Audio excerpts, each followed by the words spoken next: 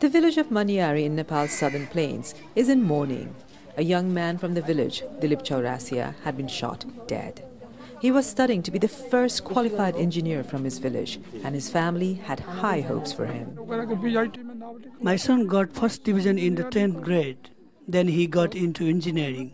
I had hoped that he would be able to go and work in the government. We had taken loans to educate him. Now our hope is gone.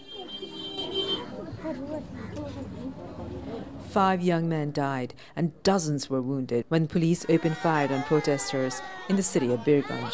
They had been demonstrating against plans to restructure Nepal as a federal state, divided into 7 provinces. Locals had called for a general strike in Birganj. When police tried to redirect goods to the capital, Kathmandu, it led to violent clashes. How can the state treat us like this? Shots were fired at this hospital on Tuesday, wounding many, including health workers. Nepal is in the process of writing a new constitution, and one of the most controversial parts is how to draw federal boundaries. The bodies of the 5 young men were finally released.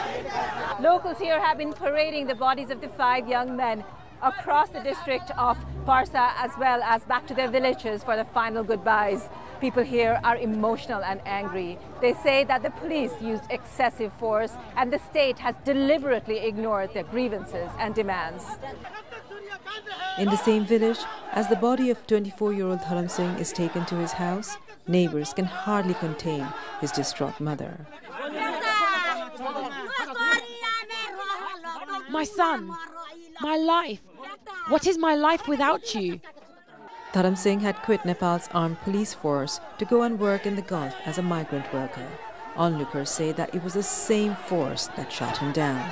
In the past week, the government had imposed a curfew here. It was lifted for 3 hours for the funeral procession. But as the day wore on, more and more people started pouring onto the streets. Tens of thousands arrived on this riverbank to witness the last rites. We don't want any talks with the government. We want implementation of what has been agreed, and we want constitutional amendment. We have elected politicians from 22 districts, but nobody has come here for us. Villagers from different religions, castes and communities have all arrived here in solidarity.